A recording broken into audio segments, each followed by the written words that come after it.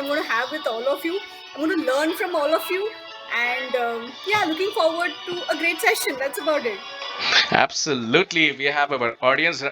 Audience, why don't you show us some love, show us some reaction that you are there, and it motivates us to make sure that we are doing the right things. Thank you so much. Oh my God. Oh my God. There is love in the air. Love, love, love. Suhasini, sorry, my apologies. My tongue is not following the right words. Suhasini, tell us conscious leadership. What is it? Decrypt that word for the audience, please. Some of you them may already know, but please elaborate. Okay, great. So, see, today's work environment is significantly different from what it was 5 years ago. So, the goals that we achieved in about 10 years earlier, now we strive to achieve all of them in half its time. So, the Hmm. context is changing, the environment is changing, the style of leadership is changing, and hence the organizational cultures are changing. Mm-hmm. So, in such a scenario, when we are in a drive to achieve more and more, we are just pushing ourselves too hard. Mm-hmm. Now, on the one side, we get to hear things like, everything is on fire, projects on fire, too much workload, not enough time. Yeah. And on the other side, we have conversations such as mental health, emotional well-being, mindfulness, and all of them are picking up more pace than ever. Mm-hmm. Now, the question is, how long can we keep pushing ourselves and our teams to achieve results? Hmm. So, definitely not a sustainable option in the long run without significant damage to either ourselves or rubbing people on the wrong side. I So, mean, that's so true. I mean, you push them until they are alive. That's not sustainable for sure. Yeah. Yeah. that's right, till the last ounce of energy in the body. So, so my work, everything entails around, is there a better, more sustainable way? Can Hmm. approaches like too much workload, everything on fire, Mm-hmm. and the other aspect of mental health, well-being, mindfulness, empathy, foresight, and all of that. Mm-hmm. And this marriage is nothing but what I call as conscious leadership, where you don't have to compromise on your goals, but Hmm. you just change the way you approach them. And Hmm. that really happens when you lead yourself, your own life consciously, as well as you lead your teams consciously if you are in a leadership position where you are actually leading teams. So that's what is the context of conscious leadership, why it's becoming more and more critical and important in today's world. Absolutely. Thanks for decrypting that. I have a question, What makes you talk about this conscious leadership? Like, tell us why you are talking about it. Okay. So, my backstory is a little interesting backstory. Mm-hmm. See, there are two sides to it. One is the professional side. Mm-hmm. Now, I have seen some leaders in my career achieve the unthinkable. Like, they'll do the toughest of things that no other leader ventured to do in the most human way. I mean, without rubbing anyone in the wrong side, where people felt that their potential was being maximized.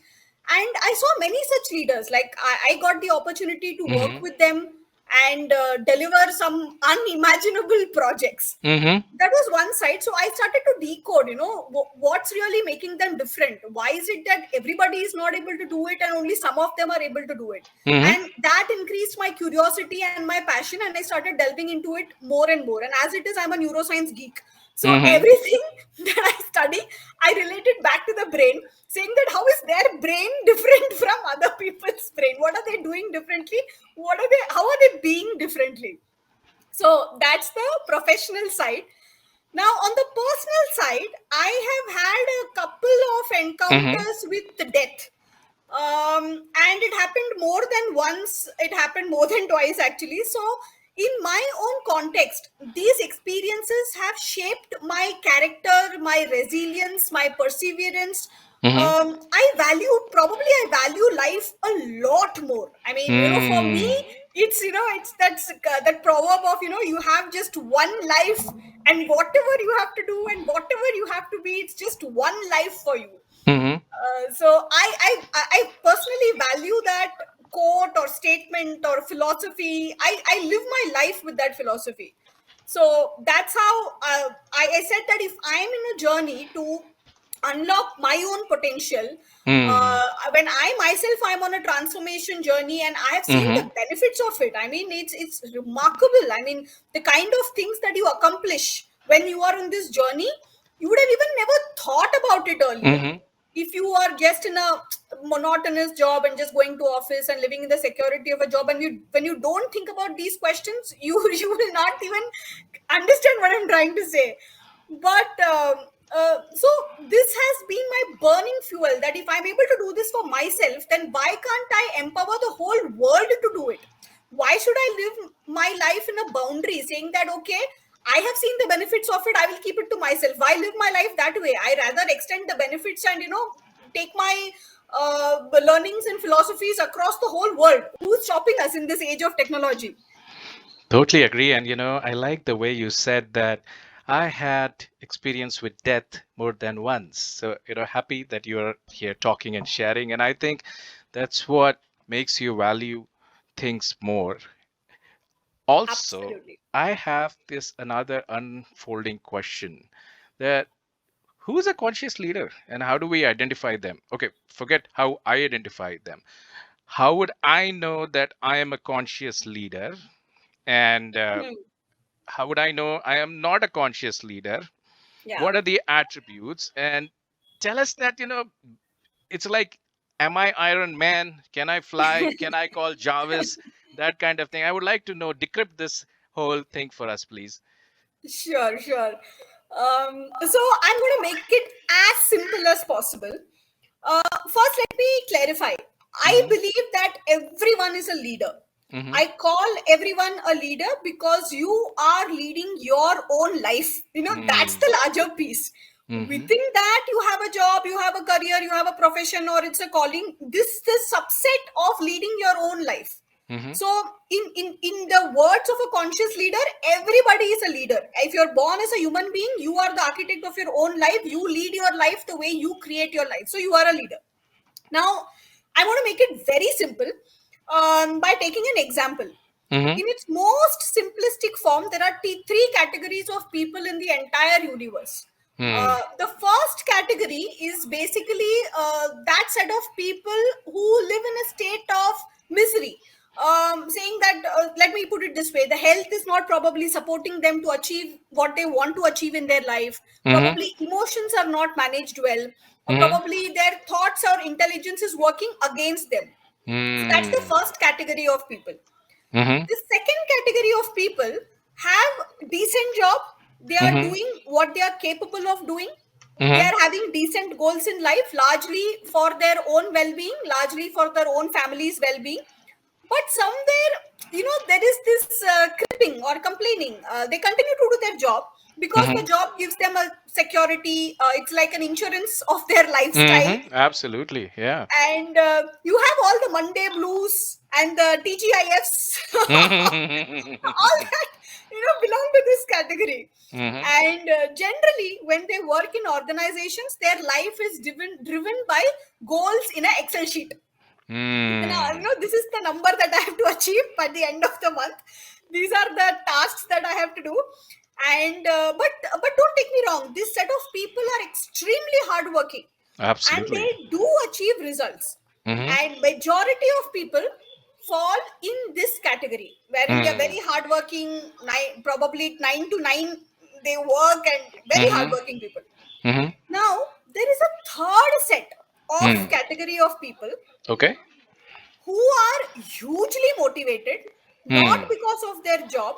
Mm-hmm. These people run on the fuel of their own commitment Mm. because they have a larger vision, they have a larger cause for which they have devoted their life. Okay. And their well-being is not limited to just themselves or their families. They have much larger boundaries. Probably they're thinking about my company, my country, the greater good kind of philosophies. And one distinct thing in this third set is that they don't drive people, they inspire people. Whoa. uh, They Another thing don't is, drive. They Yeah, we inspire. don't drive. Okay. We Mhm. drive animals generally. Yeah. We drive Okay. horses. Yeah. we, Yeah. we don't. Ideally, we shouldn't be driving human beings. Hmm. And the other distinction is that they empower not just themselves but everyone. So their Hmm. scope is much more larger. And if they're empowering everyone, Hmm. then they have to make people run on the fuel of their own genius. We have to Hmm. somehow find ways to unlock their genius so that people get committed to the larger cause, and easily there is a buy-in. You don't have to keep running around them saying, do this, do this, do this. So people do it on their own, as a result of which generally these leaders achieve the unthinkable. I mean, you would be thinking, oh, this goal is such unimaginable, and then these Hmm. people will just go out, do the Hmm. toughest of things in the most human way, and come back. Hmm. Big Got it. thinkers, superb execution. And one more thing that differentiates this set is uh, they have a much developed sense of instinct, foresight of what will work and what will not work. Now, the question is, can this be developed? The answer is definitely yes. Okay. And that's the third category which we are talking about, the conscious leader category, the conscious leadership category. Now, there might be an overlap between the second and the third category, Okay. but conscious leadership is all about being in the third category and staying there. Most of the people, all of us, we have experienced moments where we have lived this life, of being Hmm. a conscious leader, doing our best, giving our best and being joyful about it. We have all experienced this in various stages of our life. Okay. But the problem is we don't sustain ourselves there. And, like a dog's tail, we come back to the second category. Hmm. So that's how a conscious leader looks like. I've drawn a character sketch of a conscious leader for you. Absolutely. No, I am very curious, how do we stick?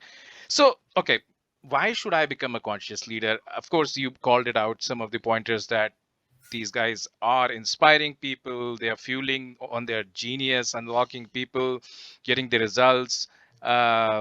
So this can be developed is one takeaway what I have. So you are saying this can be developed, Yeah, and if not continued, you fall back in the second category. So my question is, what do I need to do to be in this category? So help me understand that. What am I supposed to do on a daily basis, weekly basis, quarterly basis? Is there some kind of framework I can follow, or it's still the paths are not clear? I mean, give me a GPS absolutely. coordinate so that we can go there. Yeah. You use the right word actually. I call this the GPS of leadership. That's Okay. exactly what I call it. It's like when we are traveling, we just want to open the Google map and just allow the Google map to tell us where we have to go, right? Yeah. This is exactly what I call this framework. I do have a framework, and we actually took a lot of time to decode the anatomy of the leaders in the third category, studied so many people, studied class leaders, I mean leaders Mm-hmm. who fall in this category, and what we came out is exactly four main pillars. Okay. And everything, all the small actions, everything are built around these four main pillars. So I'm going to Okay. go through each pillar one by one to make it Sure. as simple as for everyone. So the And first, meantime, let me also tell people that, folks, if yeah, you have a question, raise your hands. I'm going to put it out there and show me some love, guys. If you're listening to me, then just let me know that you are out there. I get some love here. It's energizing. Thank you so much. Yeah, please go ahead, Suhasini. okay, great.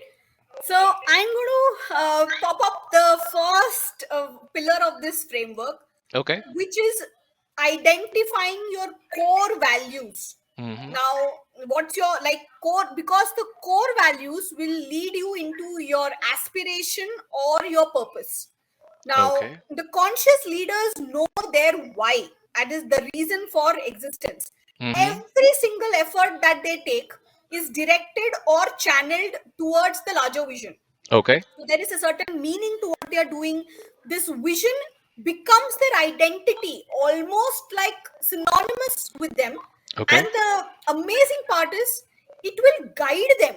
they put so much of energy into the vision that it becomes a living force. It's not just a vision on paper, like how you see in the websites of companies, right? This is Yeah. the vision, but there are a few companies who actually live their vision on a daily basis. So the question is, if companies can have that vision, why Mm-hmm. can't we have a vision for our own personal life? I mean, we are working full time for a company which has its own vision.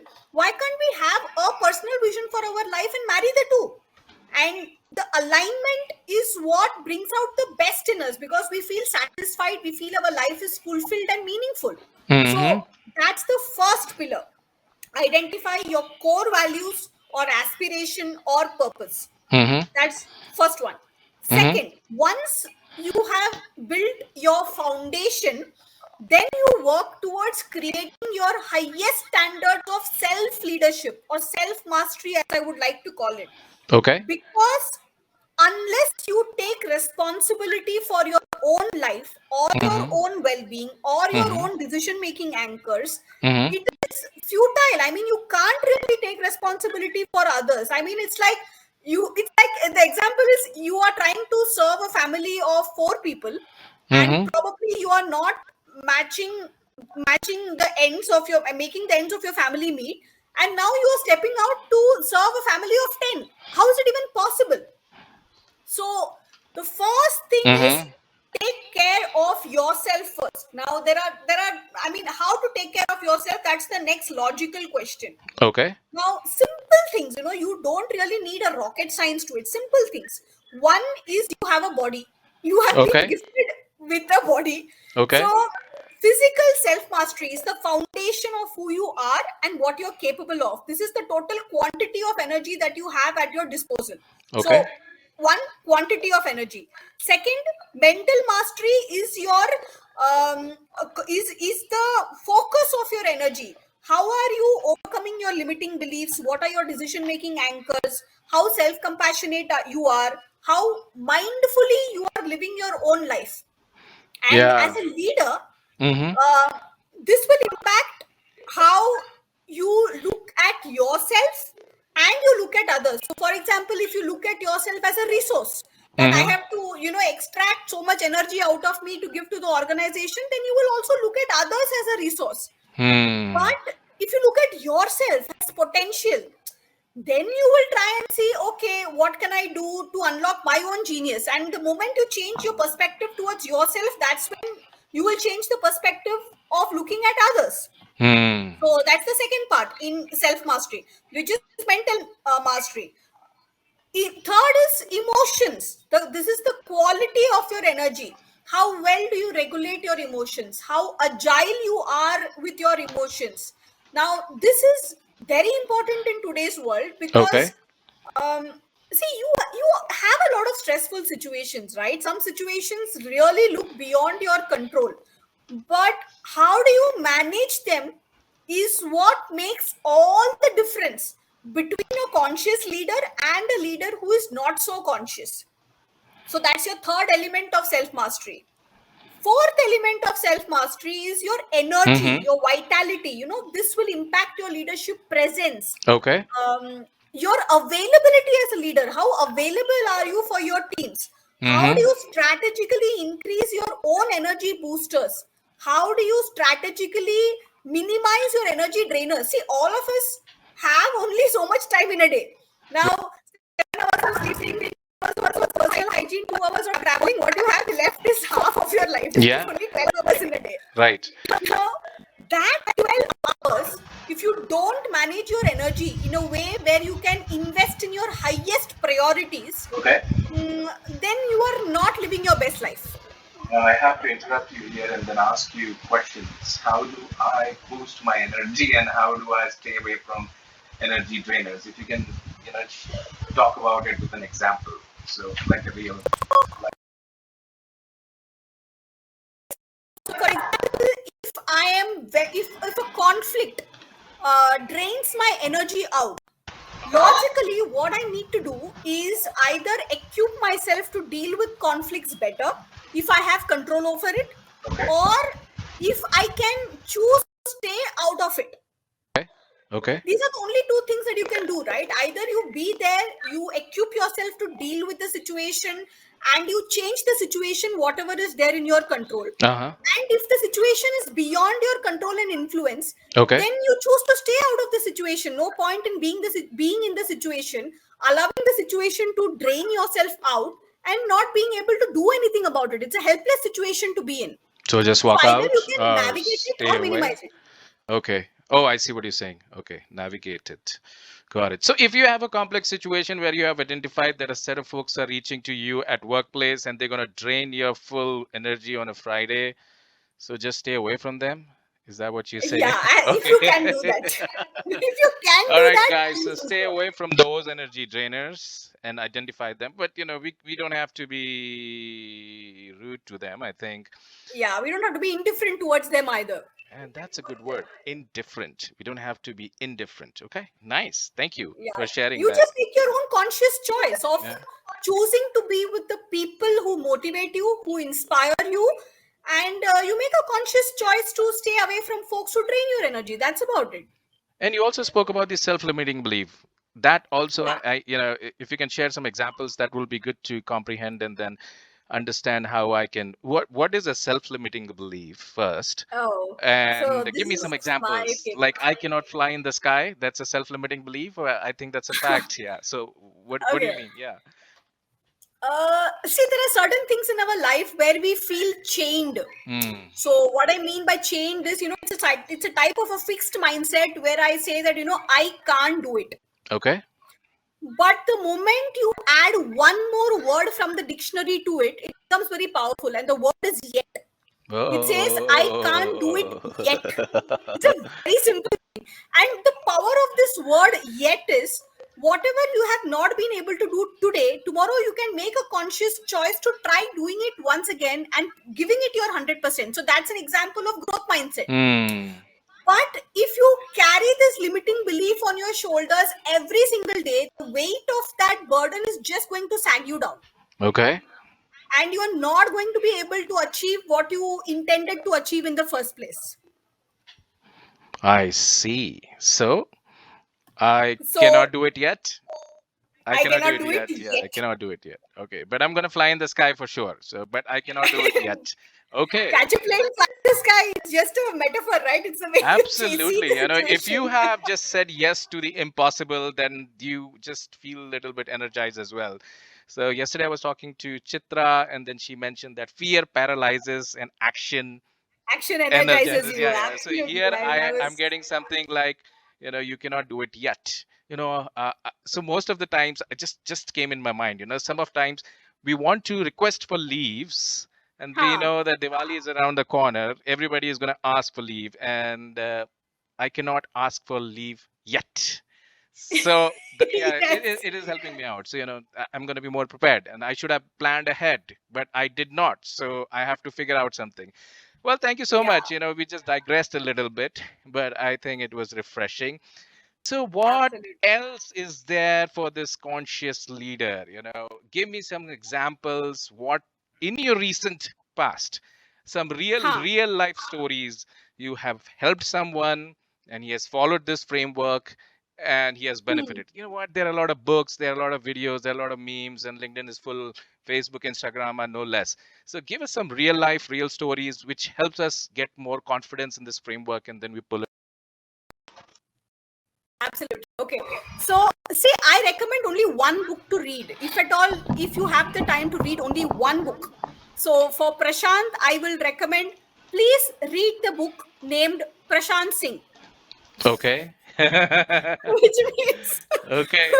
Tell me that book. likewise, Yeah. for myself, I will read the book called Suhasini Seshadri. That's Okay. the only one book that I recommend to read, because unless you know yourself first, rest everything is jargons, right? Rest everything is like written on the outside world. There is no dearth of information. There is absolutely no dearth of information or self-help books.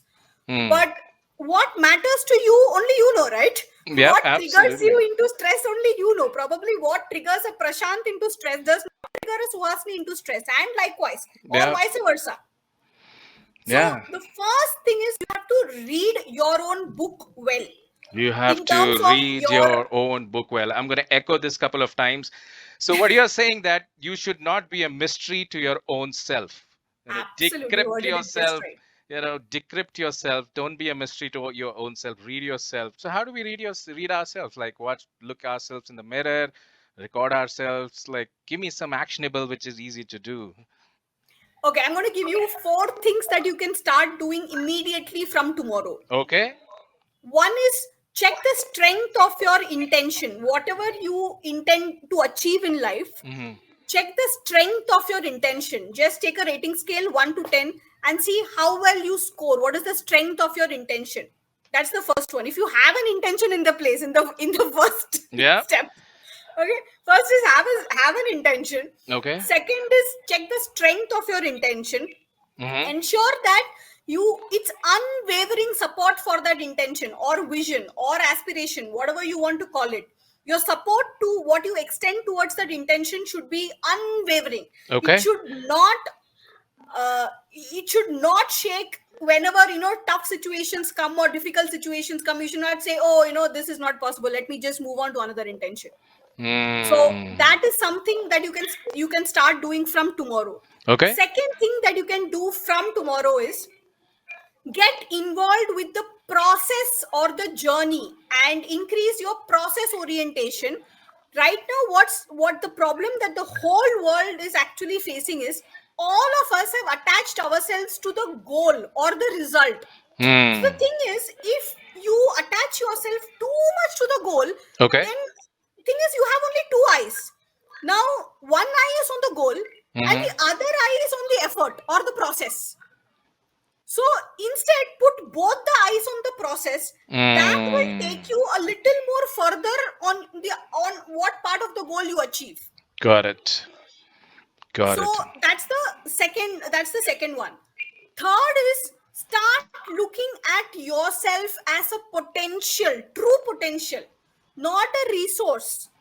And the reason why I say this is going to have a huge impact on how you look at others.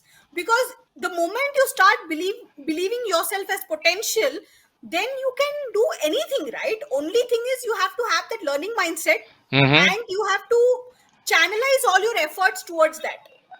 All right. So shift from HR to HP. So that's what I say. Shift from human resource to human potential. Oh my God. HR to HP.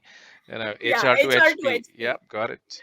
So human So resource to human potential. Got it. yeah, Yep. so it's very simple, right? Say for example, if you have a plant in your house, okay, Mm-hmm. and you see a bud in that plant, you don't repeatedly drive it to become a flower, right? You don't stand in front of it and say, okay, hey bud, why are you not becoming a flower today? You don't Tell do me that. why you are not becoming a flower. Yes. And you Yeah, we don't give don't it do a that. We deadline. don't do that. Yeah. It's by Yeah, Friday, 3 p.m. EOD. Got it. Yeah. Yeah. You exactly. gotta become a flower. We don't do that. We Yeah. don't do that. You just do the right things, right? You give the right combination of sunlight, you give the right combination of earth, that's mud, you give the right amount of water, Mm-hmm. and you allow it to flower. Likewise, allow yourself to flower by putting the right ingredients in place. Like success will not come to you when you say, hey, I want success, I want success. Success will Mm. not come to you like that. Absolutely. Success will come to you when you do the right things, and then you will attract success. So that's the thing. So even when you're leading teams, I this is one thing that I keep telling people that hey, look at yourself as a plant, look at the other person as a plant, and probably what will happen is they will achieve certain things that you probably didn't even think was possible. And that's Yeah. the magic, right? If they do exactly what you intended them to do, then where is the question of potential? Then they Yeah. are being robots. Yeah. This reminds me of this very famous quote from Jim Rohn: "Success is what you attract by the person you become." Absolutely. Oh, You this was know, good. I'm going to write it down.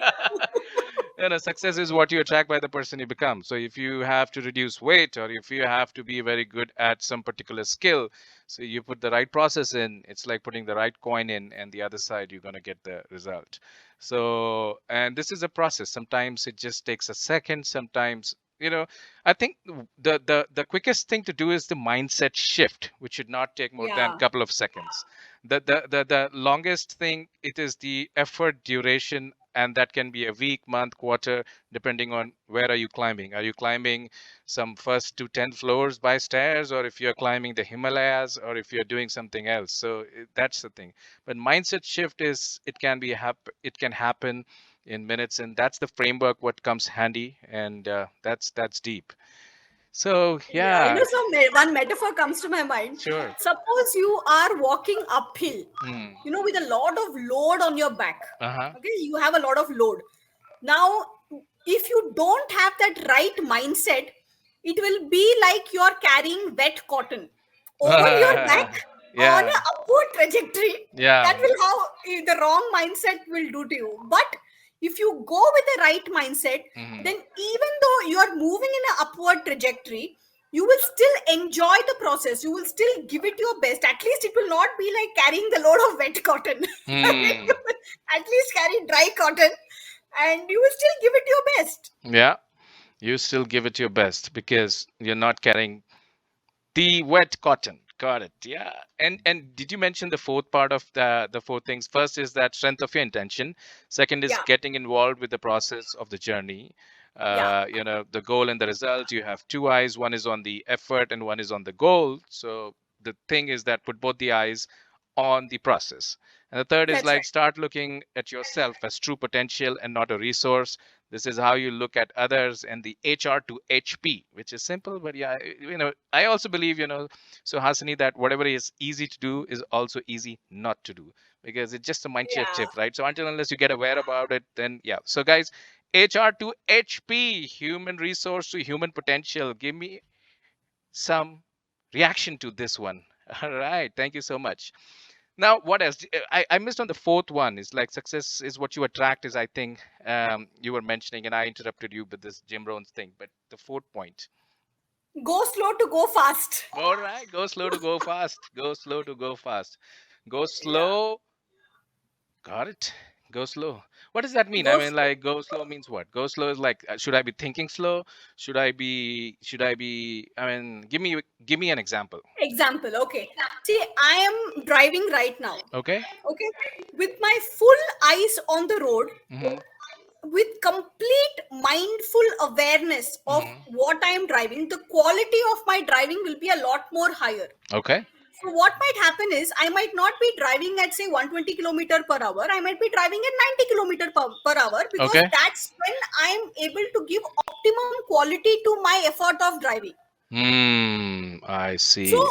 if I'm doing everything with a certain sense of awareness, this is important, Okay. because see, our minds are running on autopilot. We are mostly running on compulsive behaviors, which I call it as autopilot loops, habits.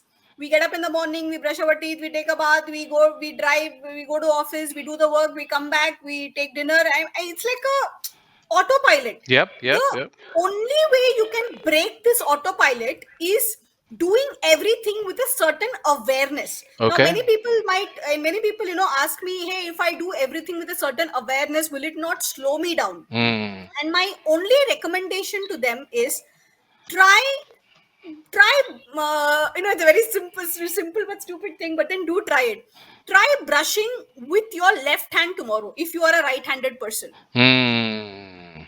The quality of attention that you will give to brushing your teeth with Mm. your left hand is much more higher than what you will do with your right hand. It's very simple. So Yeah. imagine that kind of attention. If you get to your work, then the depth of your work will be much more higher. The quality of your work is much more higher. So people might think that I'm going slow with this, but it's going to just make you faster in the long run, because you will develop something called as insight, or say intuition, or instinct. Because instinct comes with the depth of things that you get into, not with the breadth of things. So Mm. the fourth one, go slow to go fast. No, that's very interesting. Also, what I was thinking is that another point here is to make is that if somebody says that if I go slow, isn't that gonna slow me down. The question to ask is, you were going very fast. Where have you reached? Exactly. So, sometimes we have to stop and then pause or Yeah. whatever we have to do and then go back and see, hey, is the internet on my GPS? Is it even showing the right direction? Is it even charged? Am I on the right road? And I believe that it gives you high megapixel resolution on your head to be awareness. You know what? Awareness, what I have related to is like new phones, cameras which has come, like so high resolution. And yeah, at times it just when you click a very high resolution photo, it just takes little time. So it goes a little slow so that it can capture a lot of things. And once it captures and we see that photo, we get to know, oh, I see it was also there. Yeah. You see Experiment. more in that particular thing. That's pretty interesting. You know what? I didn't know even though we are 40 minutes here. Folks, if you have a question, you just have to raise your hand. And Biswajit, my true friend, I'm going to just put you on the microphone. Anybody else, just raise your hand. I'm going to just put you on the microphone. It's time to have real life and real conversations, guys. Over to you, Biswajit. Hi, Prashant. Another exciting and insightful session, and good hearing you, Suhasni. I have a question. Yeah. So, as leader, right, it's Hmm. not just about managing people; it Hmm. is about managing delivery, right? Hmm. Because you have to do a role, you have to do a multifaceted role, right? Hmm. Now, situation arises when there is delivery which is impacted because of XYZ reasons, right? Hmm. Either your team is not efficient enough, they Hmm. do not understand the requirement, or Hmm. maybe they have personal commitments because of which the delivery is impacted, right? Hmm. Hmm. Now, in your experience, how Hmm. can we manage a balance to make sure we are understanding people concern and Hmm. simultaneously the delivery is not impacted? Okay, thank you so much for this question, Biswajit. I mean, I think everybody will be wanting to ask this question. So, there is only one way to get it right. And I can say this with so much confidence because, frankly, I have seen this with the best of the leaders. Mm-hmm. The only way to get it right is through coaching. Now, why I say through coaching and that's the best way is, see, all of us have a backstory. Some days we are Mm. high on productivity, some days we are low on productivity, and that's life, right? We can't be going on a high every single day. It is like the heart rate. Some days will be the peak, some days we will be plateaued, some days we will be on our low, and it's like just like how the heartbeat goes. Now, Mm. the thing is, when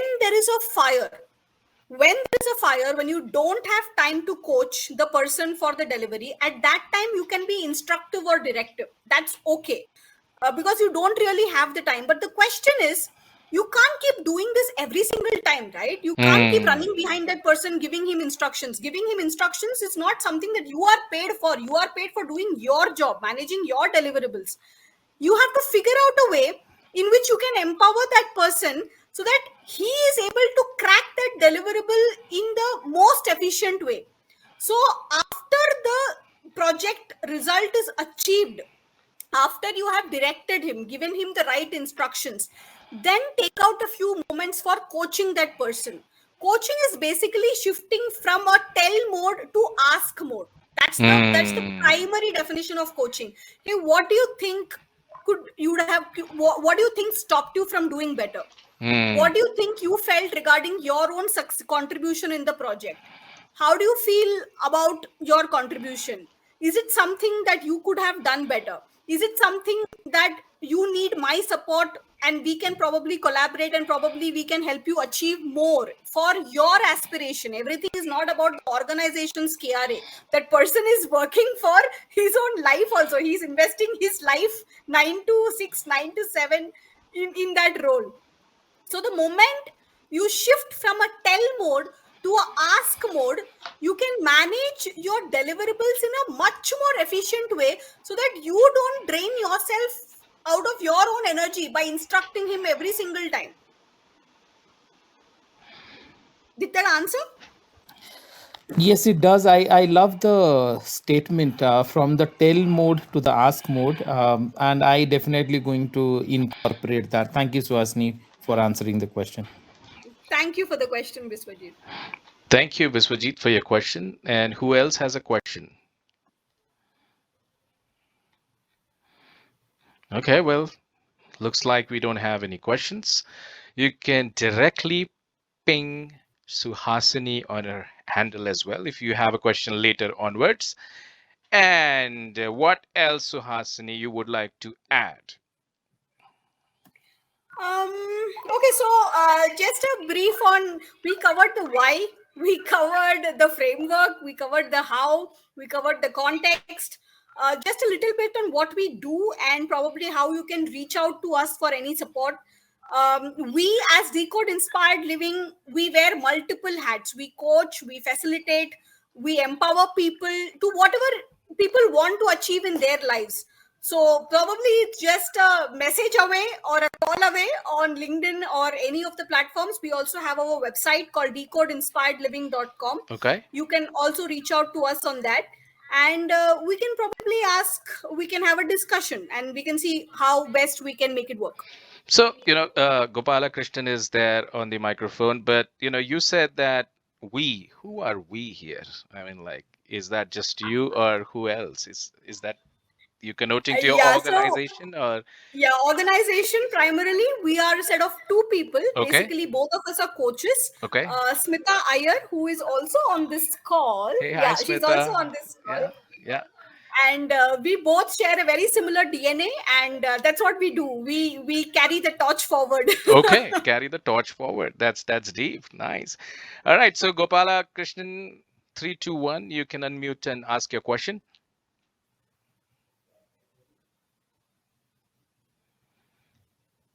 on the Yeah. application. Yep.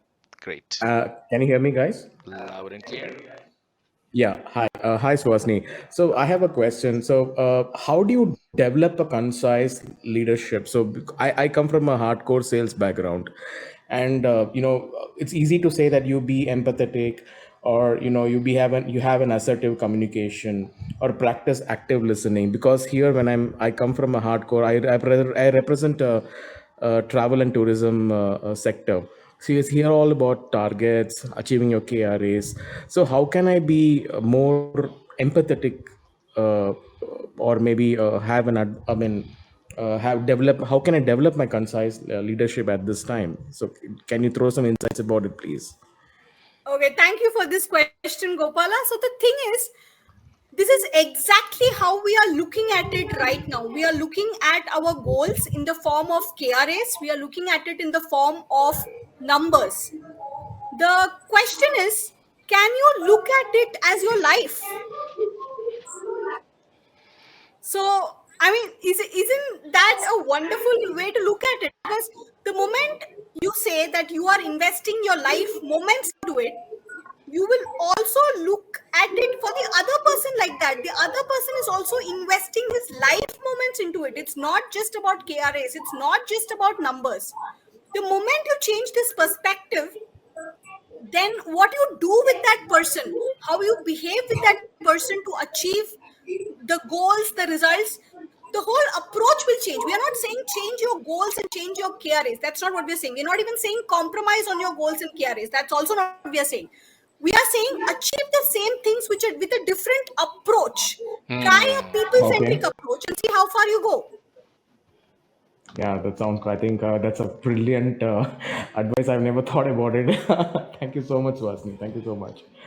Makes sense. Yeah, makes sense. Gopala, Thank do you. let us know what happens when you do so. Very curious to know. Send us a message when you try that. I will. I Yeah, will certainly for yeah, sure. let us know the Sure. whole story because I tell you what, sometimes we get a tip and then we forget to apply it because it sounds good, so we do it, and not for you, but I'm just talking about myself. So I write it down and put Precisely. it in my calendar, and then see I will do this because it's a deliberate effort what we have to put in. So thank you, and do let us know by Sure. message. And lovely I question. will. I will. Thank Thank you, you so sir. much. Yeah. Thank you. And if any last questions anybody has, then that is good. Otherwise, uh, we will go to the closing notes from your side. So, Hasani, okay.